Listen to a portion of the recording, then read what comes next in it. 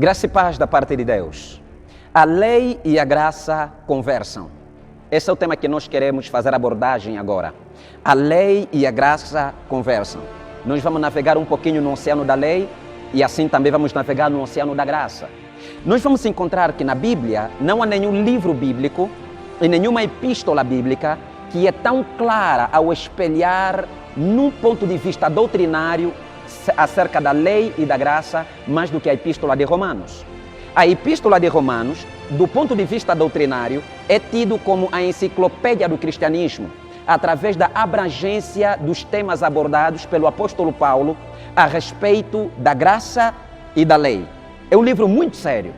No capítulo 1 do livro de Romanos, Paulo aparece e começa a condenar o povo gentio.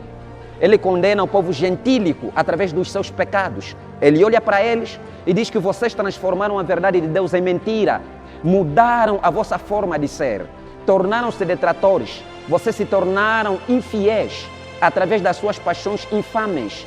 E ele termina por dizer: são dignos de morte os gentios que tais coisas praticam. Não somente praticam, mas consentem com os que praticam.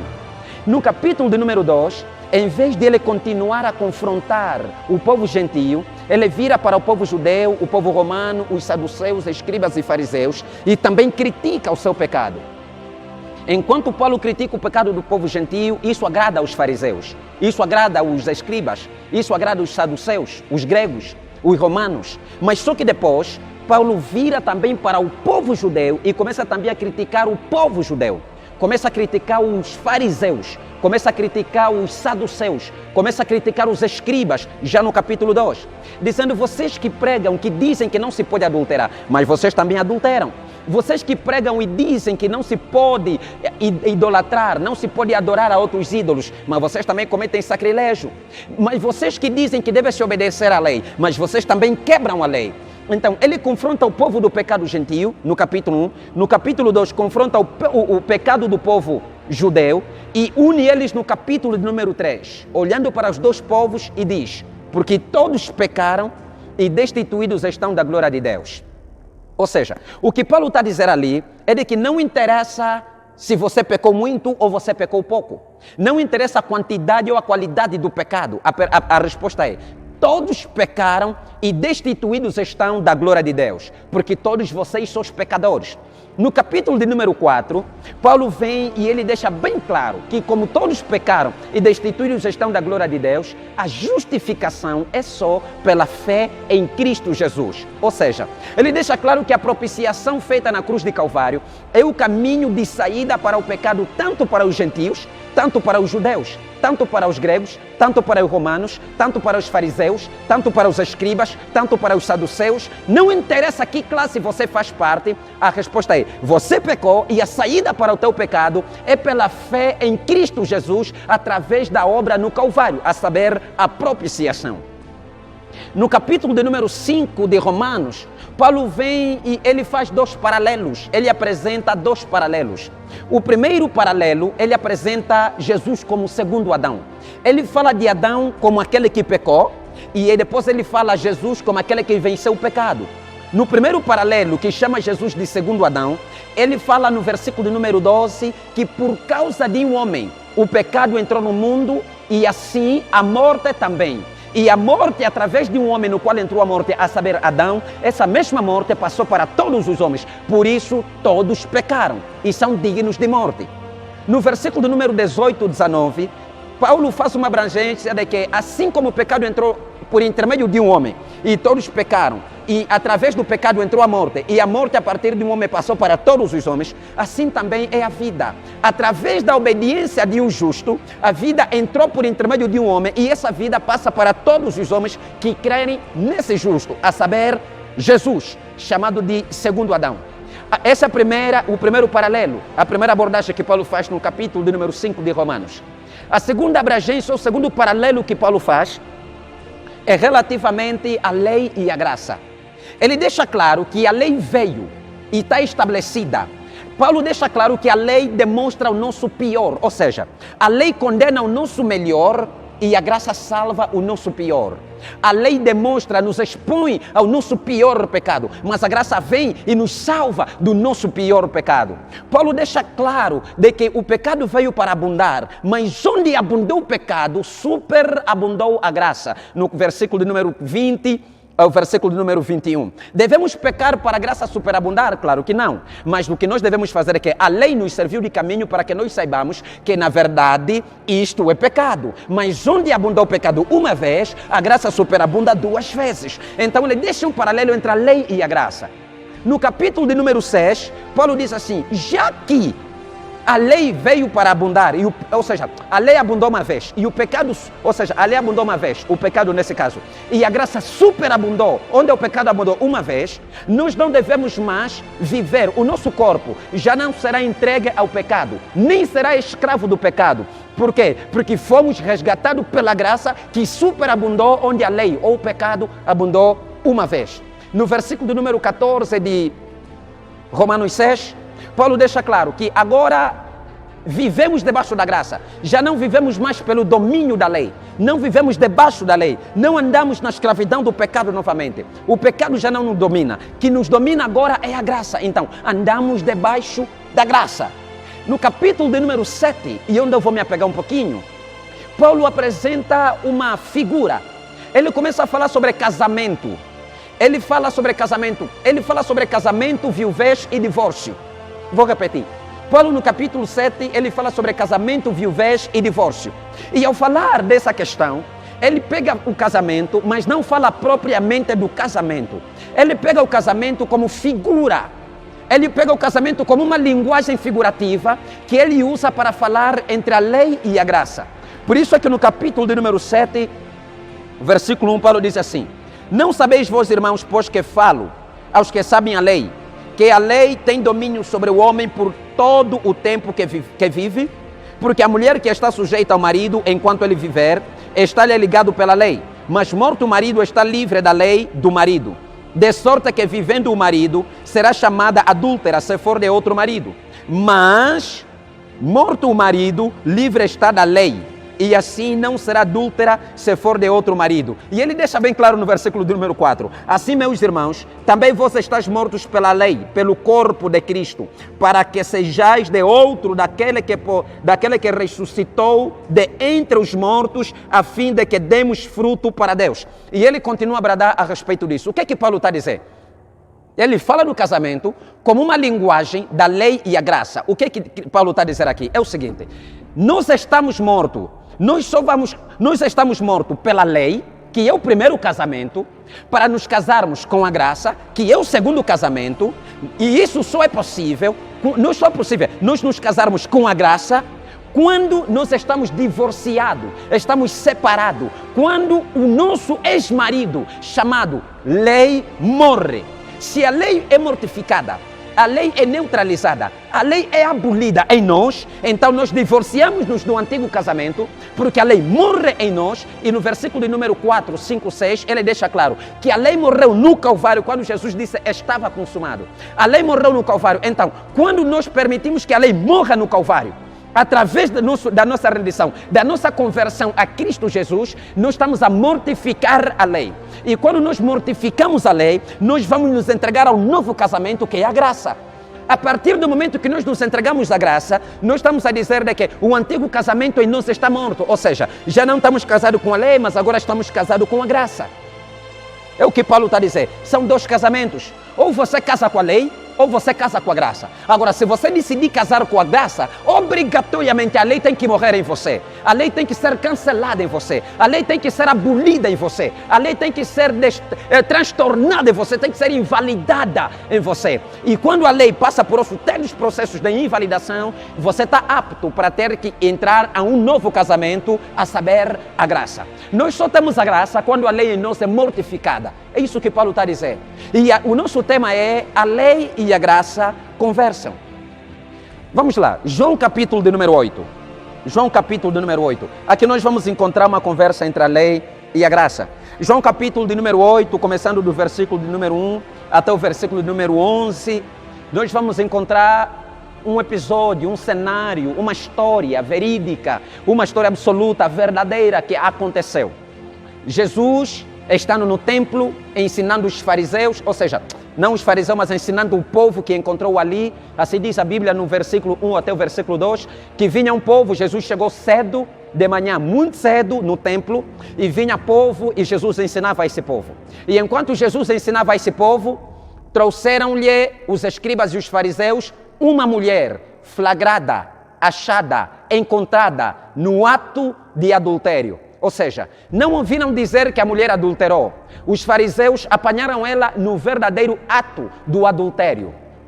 Uma das perguntas é, se apanharam a mulher no verdadeiro ato de adultério, por que também não trouxeram o marido? Essa é uma outra questão. A mulher foi encontrada no verdadeiro ato de adultério. E quando acharam a mulher no verdadeiro ato de adultério, a lei exigia alguns princípios a serem completados.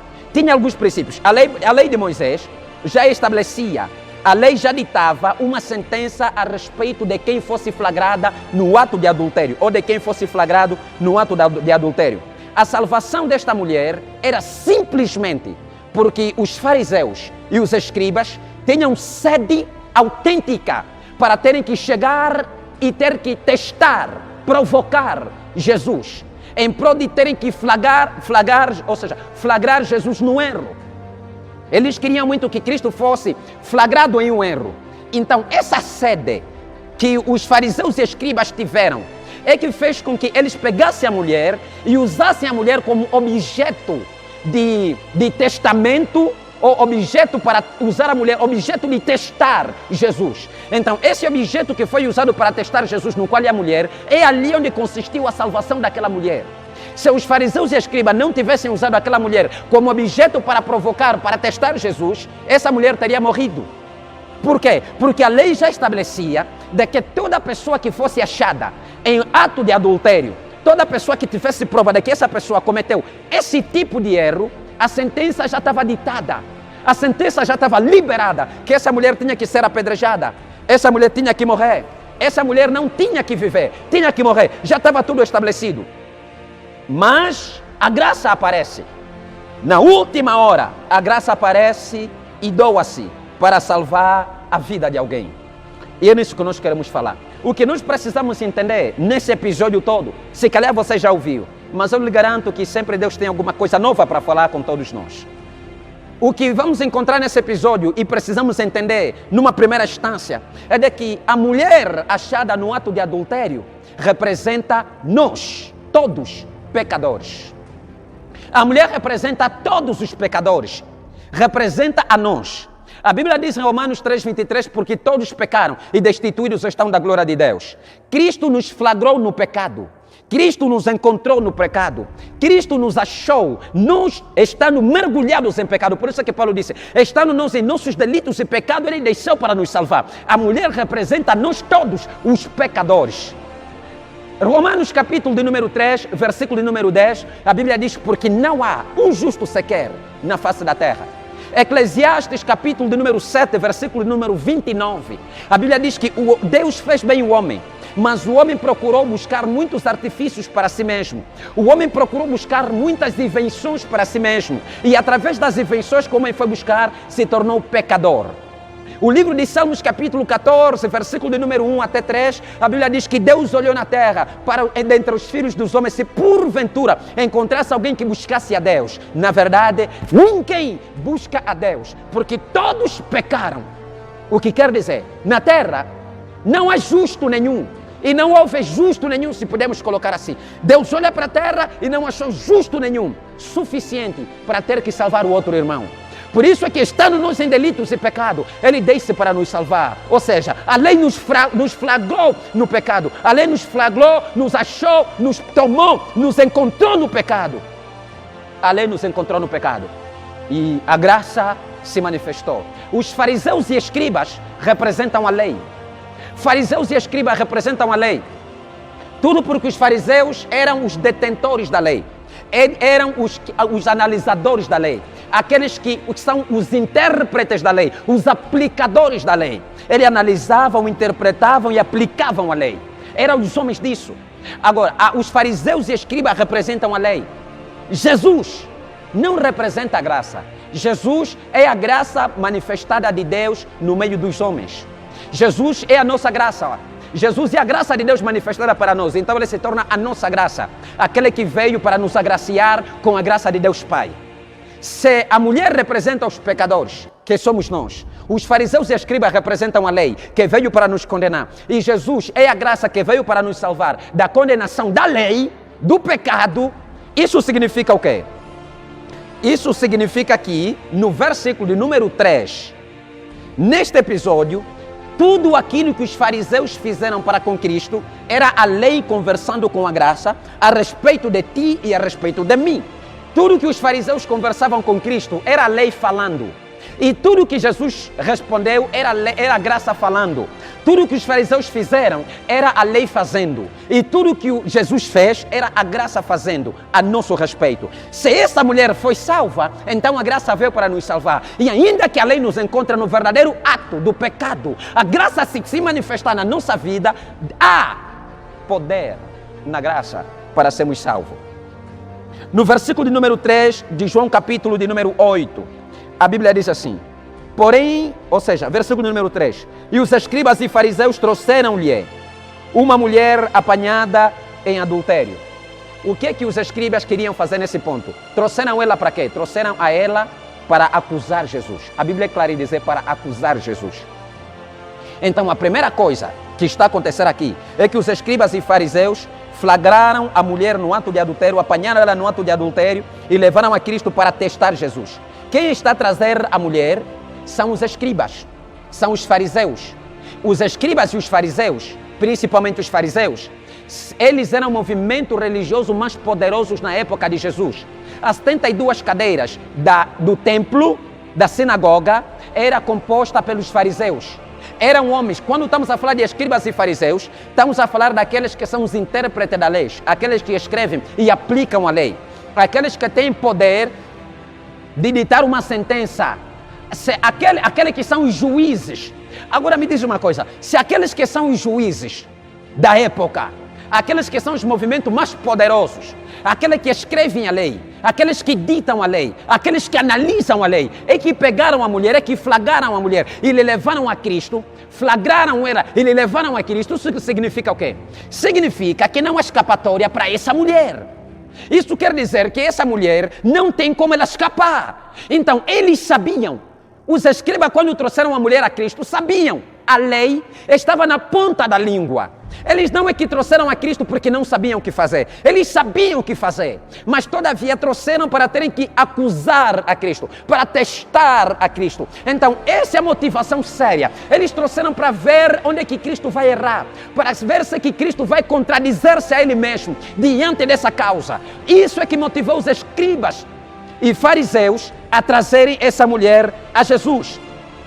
Isso significa que a coisa, o que moveu os escribas para chegarem diante de Cristo, o que moveu os escribas e os fariseus para chegarem diante de Jesus, não é porque queriam a salvação da mulher. Eles estavam movidos terrivelmente por um espírito de religiosidade.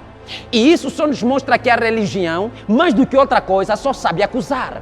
A religião só sabe acusar mais do que salvar.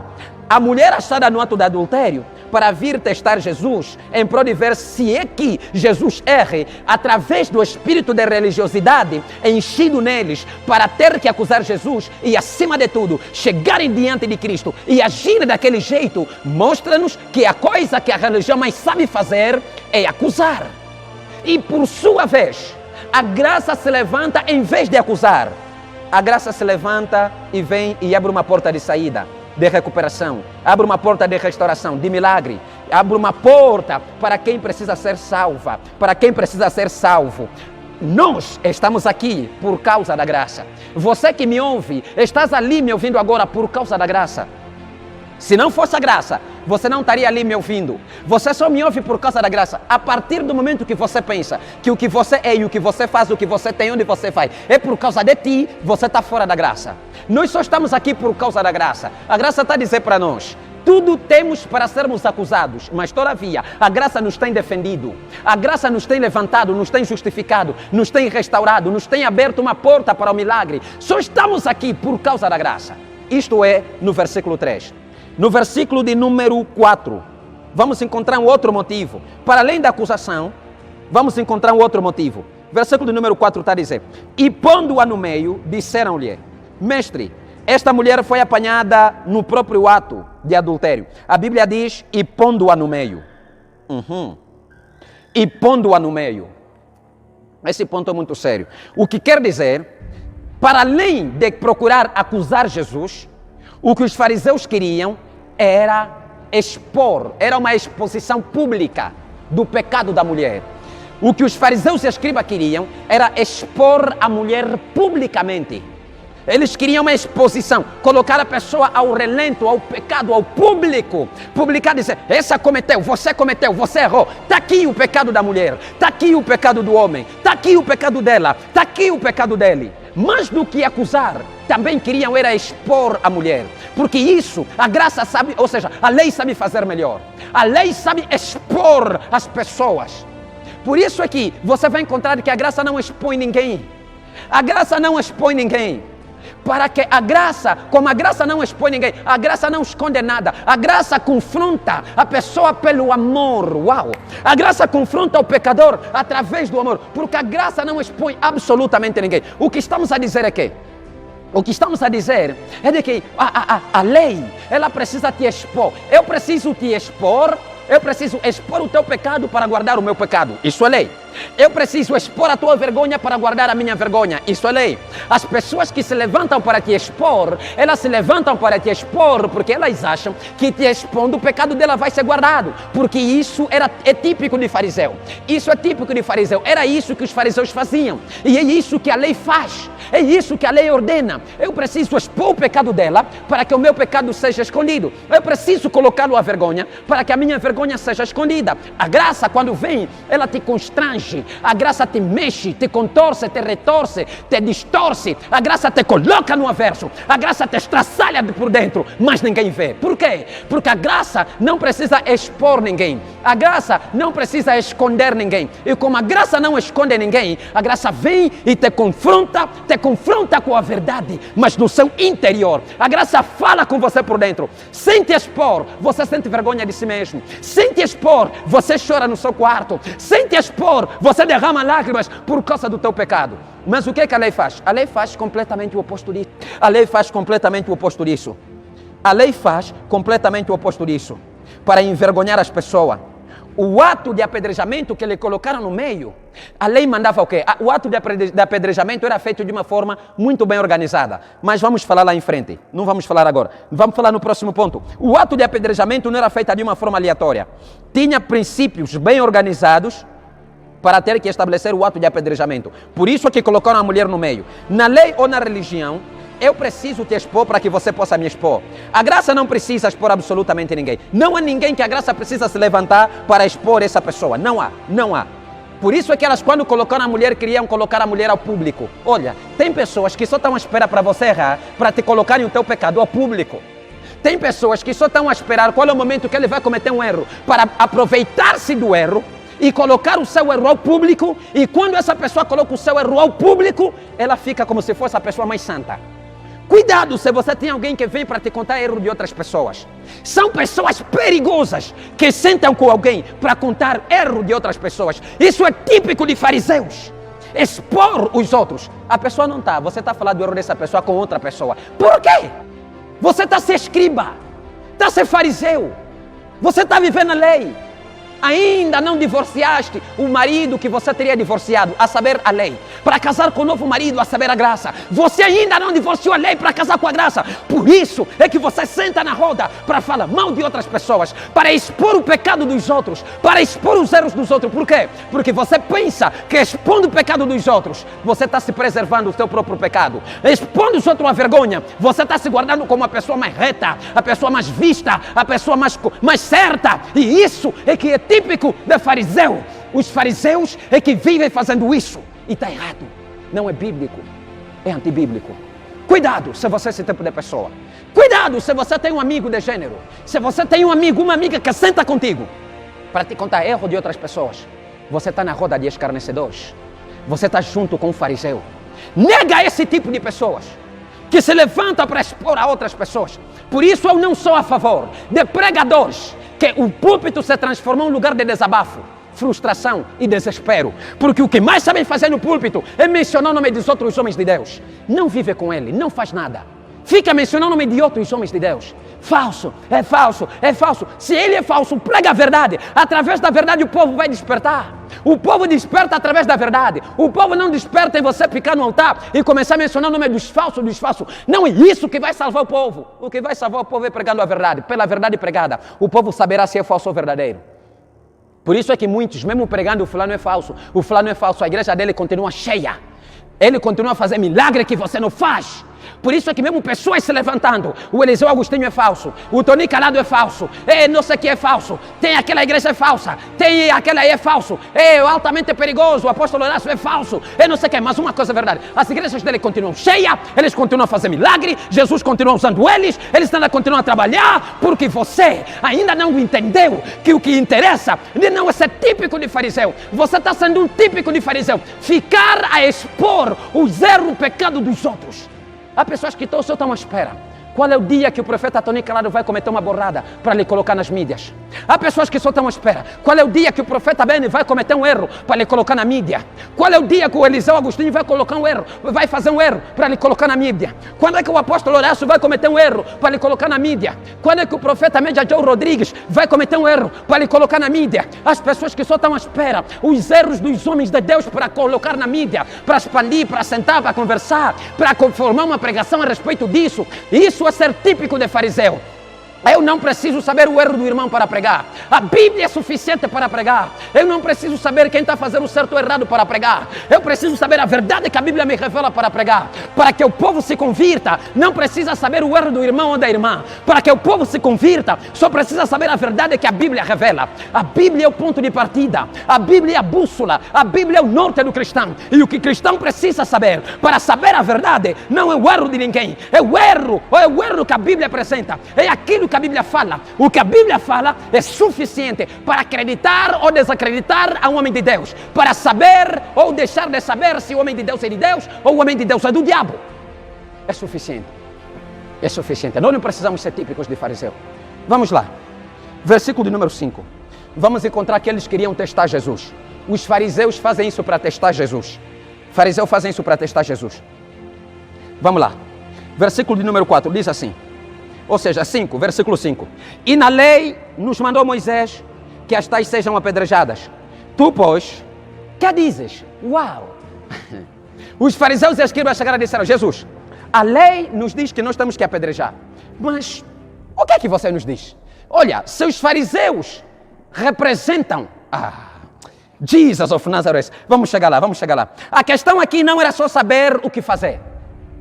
Eles não chegaram a Cristo para saberem o que fazer, porque eles sabiam o que fazer. A lei estava na ponta da língua, eles sabiam tudo. A lei estava na ponta da língua, eles sabiam absolutamente de tudo. A lei estava lá, eles já sabiam de tudo. O objetivo aqui era testar Jesus. Era testar Jesus de que maneira? A lei nos diz para apedrejar. Mas você o que tens a dizer? Se Jesus dissesse, lhe apedrejam, Jesus estaria a contradizer toda a sua pregação de perdão, amor e misericórdia.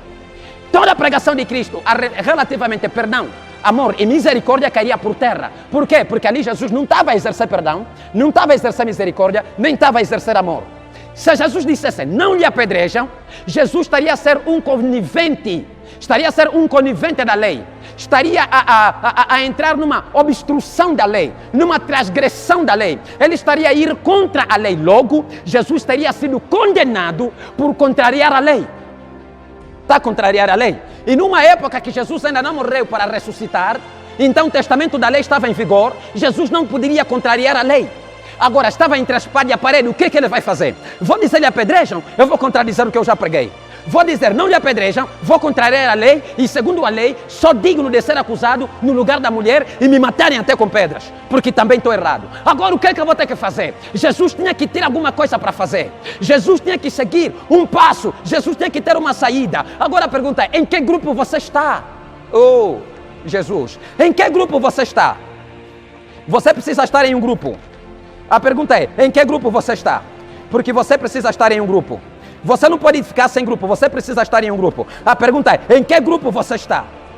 Lamentavelmente, mas lamentavelmente, e isso eu repito, lamentavelmente, a igreja não está, nem tão pouco, preparada para socorrer o ferido rapidamente.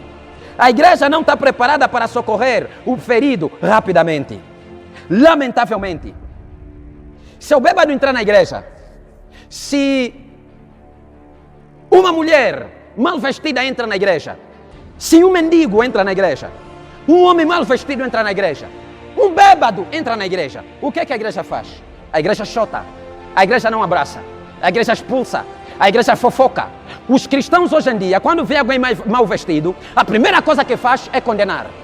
Quando vê uma mulher mal vestida, a primeira coisa que faz é criticar. Eu me assusto com esse tipo de cristão, meu Deus do céu. É como se eles nascessem santurrões. É como se eles nunca pecaram e nunca andaram com aquela roupa. É como se as mulheres que condenam outras mulheres nunca andaram daquele jeito. Eu não entendo. Típicos de fariseus.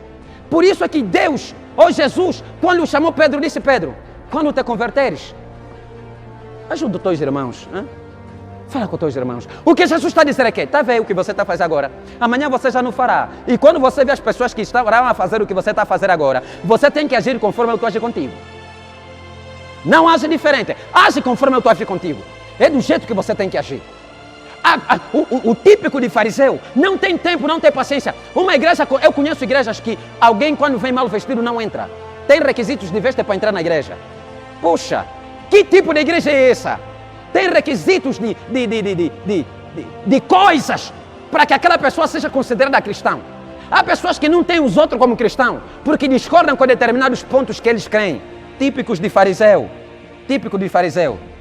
Nós só ignoramos porque não sabemos que a graça não olha para a roupa, para o cheiro do mendigo, do bêbado. Não olha para a roupa mal vestida da mulher. Não olha para o cheiro do mendigo, nem tampouco do bêbado. A graça sente o cheiro da alma. A graça levanta e sente o cheiro da alma. Isso é que a graça faz. Uma coisa eu quero lhe dizer. Quando a lei e a graça levantam e dizem assim: Senhor, nós, segundo a lei, diz que nós temos que apedrejar essa mulher. E tu o que dizes? Ali a lei e a graça estavam a falar a respeito de ti e a respeito de mim. A lei e a graça estavam a entrar em conversa e dizendo: olha, eu lei, segundo a lei, eu tenho que matar. Agora você, ó graça, o que é que dizes a respeito dessa pecadora? Era uma conversa entre a lei e a graça. Eles conversavam. A lei diz: opa, eu tenho que matar.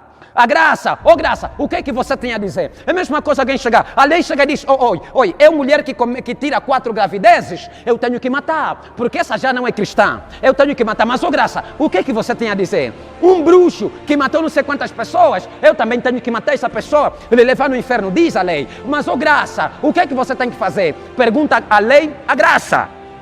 O que estamos a dizer é de que a Bíblia é clara sobre essa conversa. A lei chega e diz: o erro que essa pessoa cometeu, isso já não lhe torna homem de Deus. Então, a partir de agora, eu tenho que matar o ministério dele. Mas, graça, o que é que você tem que fazer? Está a ver o erro que aquele camarada cometeu? Já não merece pastorear a igreja que ele está a pastorear. Agora, mas, graça, o que é que você tem a dizer? Ou seja, a lei não pode executar sem questionar na graça. Então, a última palavra não é da lei, é da graça. A graça que dá a última palavra na nossa vida. Porque tudo que a lei quer fazer, vai primeiro questionar na graça. Segundo a lei, eu tenho que matar esse ministério. Segundo a lei, eu tenho que difamar esse camarada no meio da província e não ter mais credibilidade por causa do erro que cometeu. Segundo a lei, eu tenho que fazer isso na vida dessa pessoa, na vida dessa mulher, na vida desse jovem, na vida dessa pessoa, por causa dos grandes pecados que cometeu. Mas, graça, o que é que você tem a dizer a respeito dessa pessoa?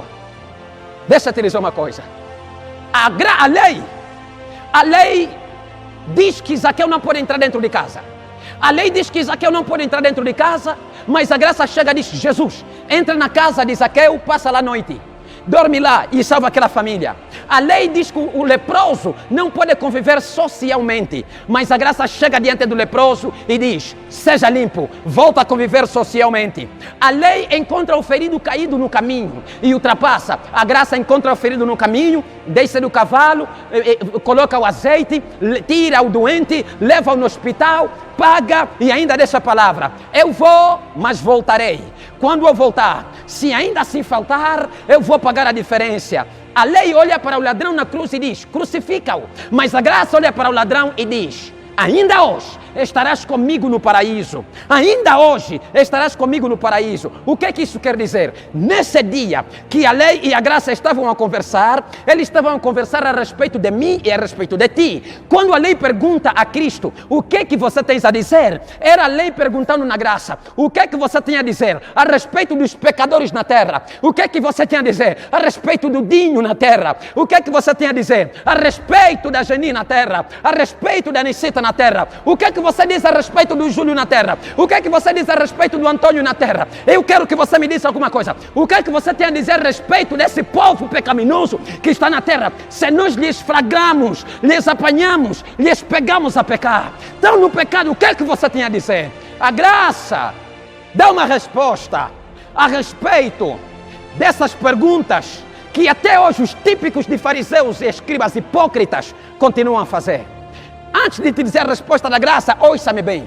A graça, quando vem, é para nos livrar do nosso pior. Mas a lei vem para condenar o nosso pior. Ou seja, o nosso melhor. A lei condena o nosso melhor, mas a graça salva-nos do nosso pior. Você que está me ouvindo agora, há uma conversa entre a lei e a graça. Quando alguém se levanta, vem na sua vida, proclama uma sentença, por achar que é o juiz da tua vida, por achar que ele é o interpretador das leis a teu respeito, ele é o aplicador da sua vida, essa pessoa está condenada a ser respondida pela graça. E a graça tem uma resposta para essa pessoa hoje. Antes que essa pregação termine, você vai receber da parte de Deus a porção dobrada da graça em todos os lugares que a lei queria implementar alguma coisa em você. Se você está debaixo de um decreto familiar, individual, um decreto hereditário, de amizade, não sei se vem da onde, é do trabalho, uma coisa eu te digo: no meio dessa pregação, o Senhor vai derramar graça, porção dobrada, para ter que quebrar qualquer lei que veio sobre a sua vida, para que a graça superabunde em você. Vamos lá.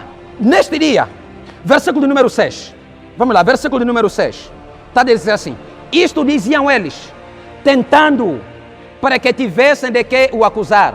Mas Jesus inclinou-se e escrevia com o dedo na terra. Uau! Jesus inclinou-se e escrevia com o dedo na terra. A graça se cala e a lei se desespera. E insistem para que a graça responda. Responde, Jesus, o que é que você tem a dizer? E Jesus escrevia. Por que a graça está apressada em receber a sentença e a lei estava a escrever? Porque a lei queria a sentença e a graça queria a história. Por isso é que Jesus escrevia. Era uma história que Jesus escrevia. Por isso é que a graça escreve. A lei isola a história e julga o ato. A lei isola a história e julga o ato. Ou seja, não interessa quão bom você foi sendo durante todo o tempo. O que interessa é que agora você errou. Já que você errou, agora tudo que você e tudo que você fazia, vou colocar nesse ato. Você não presta. Isso é a lei. E a graça, quando te encontra no erro, ela não julga o erro, ela cobre o erro e honra a história. Ela te encontra no erro e vai dizer: não tem problema. Vendo o teu percurso, isso na verdade é um erro. Eu vou cobrir o erro, vá, continua com a caminhada. Glória pela graça. A graça nunca vai chegar porque vai julgar você pelo fato de ter te encontrado em um ato de pecado. Ela te encontrou em um ato de pecado, não tem problema nenhum. Se você não quer ficar naquele ato de pecado, você se converter. A graça encobre o pecado, ela guarda o pecado, ela lava você o pecado, lava você do pecado e vai te dizer: por favor, continua. Por quê? Porque para a graça, ela honra a história. A graça honra a história, mas a lei julga o ato. Por isso é que aquela mulher foi julgada no ato. Não interessa o que aquela mulher foi fazendo de certo. Não interessa quão boa ela foi. Se ajudou pessoas, se não ajudou. Se ajudou meninos de rua, se não ajudou. Se fez bem ou não. Se salvou quantos casamentos com os seus conselhos ou não. O que é que ela fez? Isso não contou. O que contou é que está no ato de adultério, então tem que morrer. E a graça não. A graça diz: eu quero ver como é que ela viveu. Eu quero saber a história. Quero honrar a história dessa mulher. Eu quero chegar para cobrir o pecado dessa mulher. O que é que Jesus escrevia no chão? Alguns estudiosos dizem que Jesus estava a escrever o pecado de cada um que lá estava. Vou repetir. Os estudiosos creem que Jesus, quando escrevia no chão, ele escrevia o pecado de cada um que lá estava. Jesus escrevia o pecado de cada um. Por isso é que eles saíam um a um. Eles foram acusados pela sua própria consciência. Por quê? Porque Jesus não acusa ninguém. Jesus não acusa ninguém. Jesus escreveu no chão. E eles vendo o pecado, segundo os estudiosos dizem que escreveu o pecado de cada um. Eles vendo o pecado, foram acusados pela sua própria consciência. E saíram um a um. Por quê? Porque o pecado cometido, Jesus não acusa, não chega para te dizer, você cometeste, agora. Não, Jesus só escreve. Jeremias 33, ou seja, 30, 33. Jeremias 30, 33. E Hebreus capítulo 8, versículo de 10 adiante. A Bíblia diz assim, escreverei a minha lei no coração dos homens. Nós não temos como enganar a nossa consciência. Impossível enganar a nossa consciência. Por isso é que Jesus não tenta ninguém. Ele só escreve. E a tua própria consciência vai te acusar. Você pode expor o outro, porque você acha que o erro do outro é como o morro do moco e o teu é como grão de areia. Mas isso é porque você é fariseu. Porque se você é genuinamente cristão, você sabe que o teu erro é mais grave do que o erro do irmão que você está a ver ali. Jesus escreve aonde? Jesus escreve no chão. Jesus escreve na terra. A graça escreve no chão. E a lei foi escrita onde? A lei foi escrita na pedra. Jesus escreve no chão, o que quer dizer? A graça escreve-se no chão. A tua história, a graça escreve no chão. A graça escreve na terra. Mas a lei foi escrita onde? A lei foi escrita na pedra. Quando Deus escreveu na pedra, Moisés pegou aquelas pedras e quebrou. E Deus ordenou para que Moisés fosse fazer outra lei em outras tábuas de pedra. Quando Moisés pega nas pedras, quebrou, era para duas coisas. Primeira coisa, Deus estava a dizer a Moisés, de que, Moisés, o que eu escrevo não pode ser revogado. Mas o que você escreve, eu posso revogar. Como o que eu escrevo não pode ser revogado, você quebrou as tábuas da lei, era um sinal espiritual de que um dia a lei haveria de se quebrar. Quando as tábuas que Deus escreveu quebraram-se, Deus estava espiritualmente dizendo a nós que um dia a lei que está a vigorar hoje já não vigorará mais. Hebreus 10, 1. Porque a lei, ou seja, porque o Antigo Testamento é a sombra do Novo Testamento. Tudo aquilo era sombra para ilustrar o hoje. E Deus estava a dizer para nós, por intermédio da quebra das tábuas de pedras, relativamente à lei, de que eu vou quebrar um dia. Mas como Deus é que havia escrito, e o que Deus escreve não se pode quebrar, o homem quebrou, Moisés quebrou, para que aquilo que Moisés escrever, Deus vai revogar. Deus agora revoga a lei que Moisés escreveu. Já não é Deus que escreveu, porque o que Deus escreveu, as tábuas quebraram. Então Deus revoga o que Moisés escreveu, a saber, a lei. A graça escreve-se na terra por quê? Escreve-se no chão por quê? Quando você escreve no chão, basta um sopro. O que você escreveu se apaga. Quando você escreve no chão, é fácil apagar o que você escreve. Apaga, borra, é como se fosse escrever com lápis. Você escreve, apaga e o que é que acontece? Escreve uma outra coisa. Mas, quando você escreve na pedra, não é possível apagar na pedra. Não é possível apagar o que você escreve na pedra. As pessoas que querem escrever a sua vida, querem escrever na pedra. Eles querem escrever. Por isso é que você está a viver o 2020, mas as pessoas ainda apontam o erro que você cometeu em 2013, 2014, 15, 16, 17, 18. O que você cometeu ano passado, até hoje eles comentam, até hoje eles falam. Por quê? Porque não está apagado. Não está apagado por quê? Porque está escrito em pedra. O que é que está escrito em pedra? Lei. Quem escreve a sua história no chão? Quem escreve a sua história pela graça? Isaías 11, 1 a 2 diz, Deus tem um sopro na palma da sua mão. Quando escreve, você vai vivendo, e na medida que você vai vivendo, o que é que vai acontecer? Você erra, você vai caminhando, e você comete um delito. O que é que Deus faz? Você se arrepende, se converte, Deus chega onde escreveu a sua história. Como é no chão, é só soprar. Ele apaga e volta a escrever uma outra coisa. Continua a escrever uma outra coisa, por causa da lei.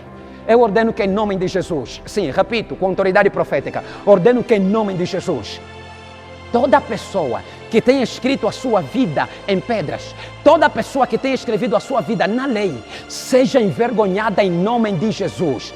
Tal pessoa seja envergonhada em nome de Jesus. Toda pessoa que tem escrito a sua vida na pedra, seja envergonhada em nome de Jesus, porque a graça tem escrevido a sua vida no chão, na terra. E quando você borra, quando você comete, o que a graça faz? Apaga e volta a escrever. Ainda tem jeito. Você vai entender que ainda tem jeito. Os que te condenam escrevem em pedras, mas aquele que veio para te salvar, Jesus, escreve em terra, e ele apaga sempre que você comete um pecado e você se arrepende do pecado cometido. Sempre que você comete um pecado e você se arrepende do pecado, não voltas mais a cometer, Jesus apaga. Ele apaga. Eu vou repetir. Ele apaga. Porque a questão não está em cometer o pecado. A questão está em permanecer no pecado cometido. Se nós cometemos um pecado e não permanecemos no pecado, nos arrependemos, não interessa quantas pessoas vão apontar dedo a nós. Mesmo depois de Cristo ter nos perdoado, não interessa. A graça nos perdoou e nós vamos continuar a caminhar nisso. Versículo de número 7. O 7 diz assim, de João capítulo de número 8. Versículo de número 7. E como insistem perguntando-lhe, endireitou-se e disse-lhes, aquele que dentre vós está sem pecado, seja o primeiro que atire pedra contra ela.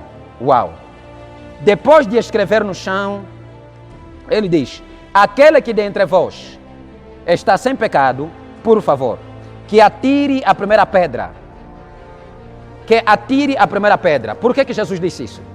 Porque o ato de apedrejamento não era feito de uma forma aleatória. O ato de apedrejamento tinha regras estabelecidas. O réu ou o acusado, ou a acusada nesse caso, era pega essa acusada e colocada no meio. Os acusadores faziam a roda. Então, um escriba pegava a lei, lia a lei. Depois de ler a lei, decretava a sentença, também lia a sentença. Depois de ler a sentença, a pessoa que é testemunha que acusou aquela pessoa, sairia no meio da roda, marcaria um passo em frente. Pegava na primeira pedra e atirava no réu ou na pessoa acusada. Atirava. Ao atirar aquela pedra, estava literalmente dizendo diante de Deus e diante dos homens que eu testifico que o erro que aqui foi dito é verdade. Para que se aquela pessoa fosse falsamente acusada, então o sangue daquela pessoa estaria responsabilizado na testemunha que disse que eu vi. E é essa testemunha que atiraria a primeira pedra. E é isso que Jesus fez. Dentre vós, aquela que diz que nunca cometeu pecado, não tem pecado nenhum, aquela que está aqui santurrão, não cometeu pecado, deve atirar a primeira pedra. Aquela que acha que o pecado desse aí, do seu irmão, da sua irmã, é Morro do Moco, é Kilimanjaro Mountain, é Himalaya Mountain, é não sei o quê, mas o teu pecado é um grão de areia, atira a primeira pedra, fofoca acerca do irmão, rabugenta acerca dessa pessoa, comenta acerca dessa pessoa, transforma-te em detrator a respeito dessa pessoa. É isso que Jesus estava a fazer, para dizer o quê? O sangue dessa pessoa, se essa pessoa cometeu isso, e você também comete isso, se um dia você também cometer isso, o que você está fazendo nessa pessoa, Jesus vai te fazer pagar muito caro. Jesus vai te fazer pagar muito caro. É isso que Jesus estava a cobrar. Quem não comete erro, quem dentre vós nunca cometeu o pecado, atira a primeira pedra. E ele baixa e começa a escrever. Os fariseus começaram a sair um a um. A Bíblia diz do mais velho até o menor. Saíram todos, fariseus e escribas. Por quê? Porque ninguém foi achar o sem erro. O que Cristo estava a dizer ali é que o facto de vocês acharem essa mulher em adultério não significa que vós sois menos pecador do que ela. Ai. O facto de vocês flagrarem essa mulher em adultério não significa que vós sois menos pecador do que ela. Ou o vosso pecado não tem peso. Não, o vosso pecado também tem peso, mas ninguém viu quando vocês cometeram. O facto de vocês me trazerem essa mulher não significa que vocês não quebram a lei. Ó fariseus hipócritas, escribas, vocês também quebram a lei. Vocês também quebram a lei. E o fato de vocês me trazer essa mulher por terem lhe flagrado em pecado não significa que vocês não erram. Vocês também erram. Vocês também cometem erro. E se calhar o vosso erro é pior.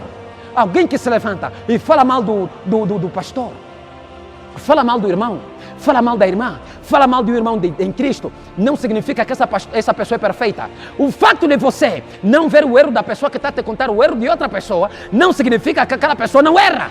Aquela pessoa também erra. E se calhar, erra pior do que a pessoa que ele está se referir.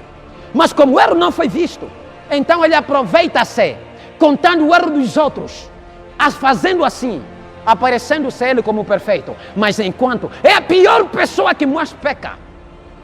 A pessoa que mais peca. Cuidado, volto a repetir. Se você é essa pessoa, ou se você vive com alguém que quando se encontra contigo te conta erro de outras pessoas, cuidado, você é típico de fariseu, hipócrita, escriba, hipócrita. Todos pecaram e todos cometem pecado. Amaldiçoado seja a pessoa que se levantar, achar que não peca. E acima de tudo, se levanta para falar sobre o erro dos outros. Mas também é pecador. Mas também peca. Alguém pode cometer o erro A, mas você comete o B. Só que os fariseus, eles não enxergam o B, que é deles. Eles têm como é aquilo que se chama? Binóculo. Ela tem um binóculo que o dele não vê, só vê dos outros. E alarga os erros dos outros. E ele fica a vida cantando a respeito de outras pessoas. O fulano é assim, o fulano é assim, o fulano é assim. Porque isso é típico de fariseu. Os fariseus é que procuram sempre vasculhar, bibliotar a vida dos outros. Procurar onde é que está o erro, onde é que está alguma coisa, para ter que acusar. Mas a graça veio para dizer, eu invalido o teu pior. E do teu pior eu te salvo, para lhe dar o meu melhor, a saber, o da graça. E nisso, Jesus estava dizendo que a única pessoa que tem condição de condenar esta mulher sou eu. E eu não vim para condenar. João 3, 17 a 18. Eu não vim para condenar o mundo, mas eu vim para que o mundo fosse salvo através de mim. Se aquela que tem o poder para te condenar não te condenou, ele veio para te salvar. Quem é o homem que se levanta para te condenar? Ou, se aquele que é Cristo, que tem o direito de matar você, te levar no inferno, te rejeitar, recusar você entrar no reino dos céus, ele chega e diz, eu não vim para te condenar, eu vim para te salvar. Quem é o homem para se levantar e olhar e dizer, Dinho, eu te condeno? Quem é o homem para chegar e olhar para a mulher e dizer, eu Gil da Bandeira, eu te amaldiçoo? Quem é o homem para chegar e dizer, você não merece? Quem é o homem? Você merece muito mais do que você imagina. Vamos terminar. Eles saíram um a um. E ao sair um a um, aconteceu um cenário. Versículo de número 9. Vamos lá. O 8 diz, e tomando a inclinar-se, escrevia na terra. 9. Quando ouviram isso, saíram um a um. E saíram um a um, a começar pelo mais velho até aos últimos. Ficou só Jesus e a mulher que estava no meio deles.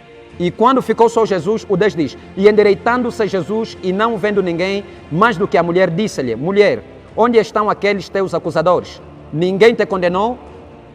Essa versão diz mulheres. A minha Bíblia que eu medito diz filha.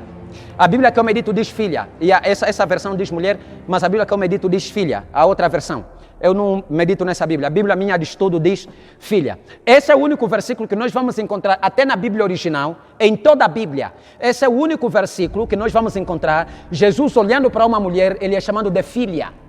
É o único versículo. Mesmo na Bíblia grega, este é o único lugar onde Jesus olha para uma mulher, ele chama de filha. Todas as mulheres com que Cristo lhe deu, ele chamou-lhes de mulher. Em Lucas capítulo de número 8, tinha mulheres. E Jesus chamou para elas mulheres. Até Maria chamou ela de mulher em João capítulo de número 2.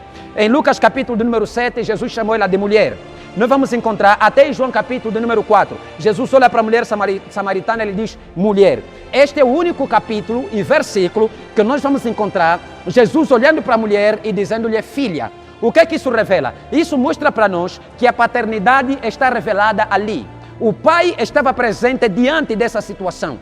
O Pai fez-se presente ali. A paternidade espiritual foi revelada ali, de que Cristo é nosso Pai. A graça quer que nós entendamos sobre o perdão. Jesus está querendo o quê? Está querendo trazer a nós que eu quero, como Cristo, como vosso Pai, que vocês entendam que eu vim aqui para vos perdoar. Eu vim aqui para vos resgatar. Eu vim aqui para vos restaurar. Eu vim aqui para vos reconciliar comigo. Eu vim aqui para vos trazer de volta para mim, para vos levar lá no Pai. Eu vim aqui para ter que vos defender, para ter que vos resgatar da lei, para vos tirar, vos livrar da morte. A morte já estava lá, a sentença já estava decretada, não tinha mais nada para se fazer. Apenas trouxeram vocês a mim e eu paguei o preço. Eu consegui vos resgatar. Agora eu quero dizer, vocês são da graça e não da lei. Ah, Jesus, porque a graça nos resgatou. A graça já estava no Antigo Testamento. A graça já estava no Antigo Testamento. Nós, embora que a lei era vigente, a graça ainda não havia sido manifesta, e com justa razão, porque Jesus ainda não havia morrido e não havia ressuscitado, então não tinha como a graça ser estabelecida. Hebreus capítulo de número 9, versículo 16 em diante, a Bíblia diz: sem derramamento de sangue não há remissão de pecados. O que quer dizer, a nova aliança, o Novo Testamento, só poderia ser estabelecido depois do sangue ser derramado. Quando o sangue foi derramado no Calvário, depois da ressurreição de Cristo, foi assim que o Novo Testamento começou a ganhar poder. Antes da ressurreição, o Novo Testamento não tinha poder algum. Mas vamos encontrar que a graça já estava manifesta no Antigo Testamento. A graça caminhou com a lei no Antigo Testamento, embora a lei era vigente. Se você parar e lembrar comigo, você vai ver que no Antigo Testamento a graça restaurou a vida de Davi. No Antigo Testamento a graça guardou a vida de José nas prisões que passou. No Antigo Testamento a graça restaurou a vida de Ruth e alcançou a vida de Ruth diante de Boaz. A graça alcançou o povo de Nínive através da pregação de Jonas. A graça restaurou a vida de Salomão através da presença da graça. Embora a lei estava vigente, a graça no Antigo Testamento alcançou a vida de Pedro. No mar, quando Jesus aparece, encontra Pedro no mar, a graça não chegou e disse assim: Pedro, você me negou, eu te disse que você ia me negar. Eu te disse que você ia me negar e você me negou. A graça não chegou diante de Pedro para expor os pecados de Pedro. Pedro, ei, olha, estão a ver Pedro? Eu lhe falei que ele para andar na água, ele afundou porque não tinha fé. Estão a ver Pedro? Ele havia me negado. A graça não fez isso. A graça encontrou Pedro e disse: Pedro, tu me amas? Eu amo sim, Senhor, tá bom. Se você me ama, pastoreia minhas ovelhas. A graça chegou diante do pior pecador entre todos na terra, que ele próprio classifica-se assim, a saber, Atos capítulo número 9, pegou Saulo de Tarso, transformou-o a Paulo de Tarso, e o evangelho foi pregado, e esse evangelho chegou até nós. É a graça, é por causa da graça. A graça, ela existe, e ela vai alcançar você também. A graça existe e vai alcançar você também. Eu quero te dizer uma coisa, ainda tem jeito, ainda vai a tempo. Pastor, eu não consigo orar, a minha vida de oração já não é a mesma. Ainda tem jeito e ainda vai a tempo. Pastor, eu cometi o pior pecado do mundo, a graça ainda pode te alcançar e ela vai te alcançar em nome de Jesus. Pastor, eu já matei não sei quantas pessoas, eu já roubei, tenho cicatrizes, eu já me prostituí até no nível tal, eu já caminhei até ali, fui rejeitado isso, cheguei até nesse canto. Ainda tem jeito e vai a tempo. Não há pecado que você possa cometer que a graça não possa estender a sua mão e te tirar de lá. Não há distância que o pecado possa te levar, que a graça não pode te trazer de volta. Não há sujeira que você possa ter do pecado, que o sangue de Cristo não é capaz de te lavar. Ainda vai a tempo, a graça de Cristo ainda pode te alcançar. Se você está me ouvir, é porque você está vivo, e se você está vivo, é porque ainda a graça pode te alcançar. Onde você está, Cristo ainda pode estender a sua porção dobrada da graça na sua vida. Jesus ainda pode colocar a porção dobrada da graça na sua vida. A graça é para você que nada merece. Vou repetir. A palavra graça, em grego, chama-se carismeta.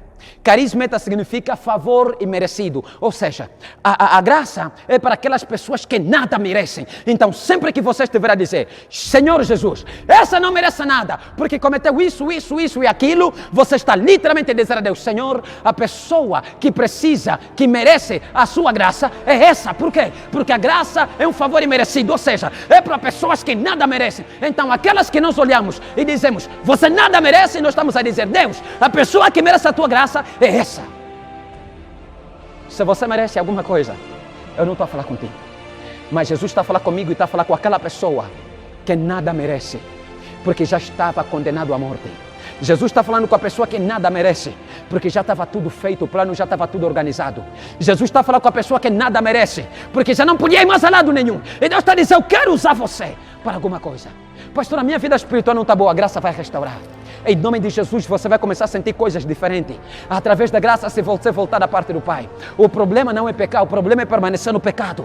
Se você cometeu pecado, arrependa-te, humilha-te, convirta-te, muda, que Deus vai usar você de volta. E ainda pode usar você muito mais além do que antigamente, do que anteriormente. Eu tenho uma missão. E você tem uma responsabilidade. A minha missão é te dizer a verdade. E a tua responsabilidade é tomar uma decisão. Shalom.